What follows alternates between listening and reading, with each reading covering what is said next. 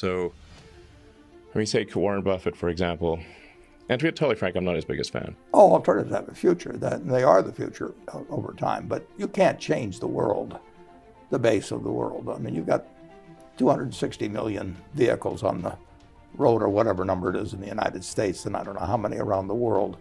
And they're not changing what they use tomorrow.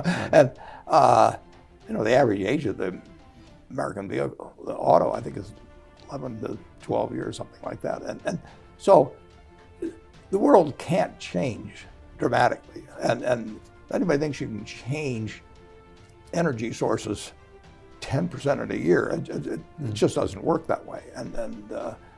But the world is going in the right direction in terms of working toward minimization of carbon. Speaking of those cars, I mean, look at Tesla and what Elon Musk is doing. I mean, that kind of is a revolution, right? Well, it's an important change, but if you guessed on the penetration of electric cars, let's say we say 17 million or something a year in 2030, when I'll be 100, I would say that I'd be surprised if more than a third of those would be electric. Well, that's 2/3 that aren't, plus all the ones so of the total vehicles on the road, it still might be 10% electric tops or something like that worldwide. I mean, you can't change this mass of transportation. You can't change it in a year or two. It is changing, it should change, but in terms of just the math of replacing, if we said we're going to junk all the cars we have, well, the economy would stop. I mean, we can't produce them, we couldn't replace them. What do you think of Elon Musk, though? If you met him, and would you invest in Tesla? Well, I think you're trying to bait me a little bit. I'm just asking you. You can say no, and no, or yes, listen, yes, he's done yes. some remarkable things. Okay. He's done some remarkable things. Have you met him? Oh yeah, he joined the Giving Pledge some years ago. I've only met him once or twice, but yeah, that's it.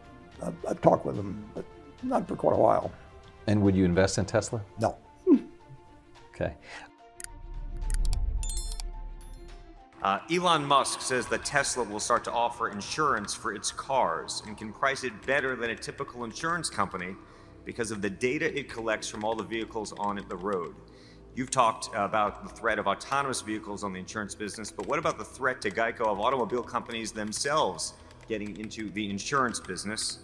And on a very similar topic, Tesla recently announced that they're shifting to an online-only sales model, and several traditional auto dealerships are also reducing their property holdings as car buyers increasingly use smartphones and the internet to shop for cars. What does this portend for Berkshire Hathaway Automotive? Yeah. Actually, General Motors had a company for a long time called Motors Insurance Company, and various companies have tried it. I would say that the success of the insurance company, of the auto companies getting into the insurance business, are probably about as likely as the success of the insurance companies getting into the auto business.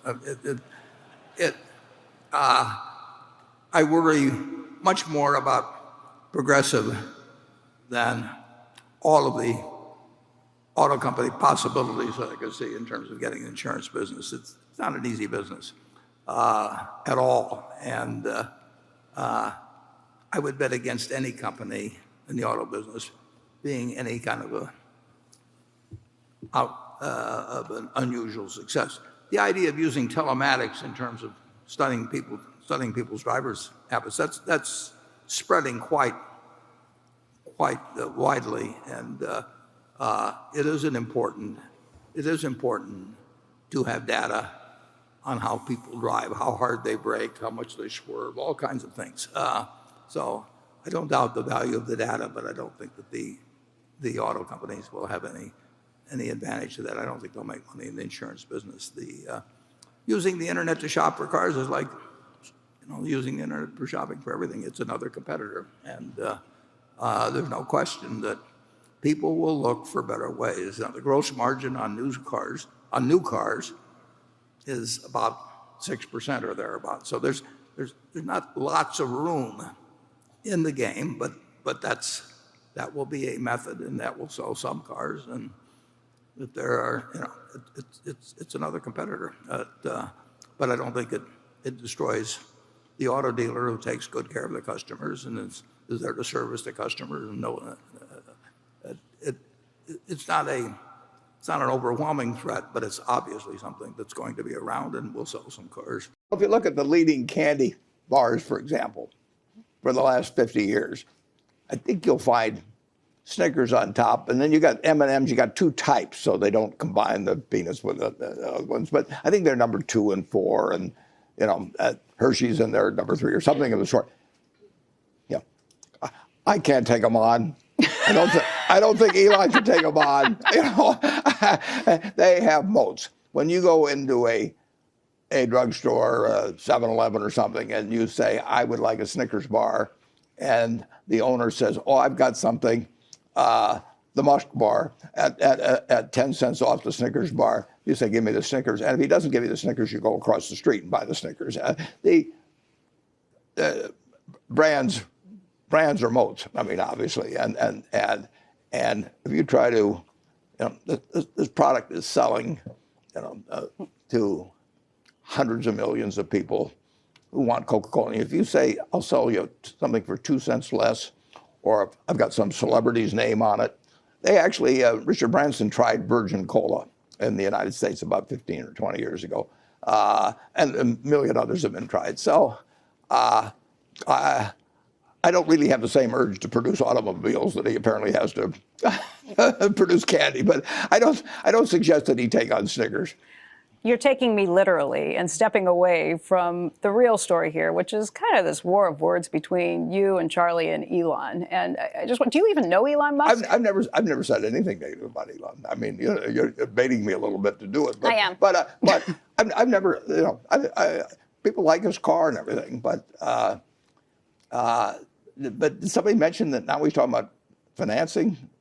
Something this morning about that. I thought I heard that earlier. Yes, well, actually, Andrew just read some headlines where it looked like Tesla may be going back to market to pick up some additional financing. I'm not entirely sure. Well, all I heard was the headline. That's what I call a counter-revelation.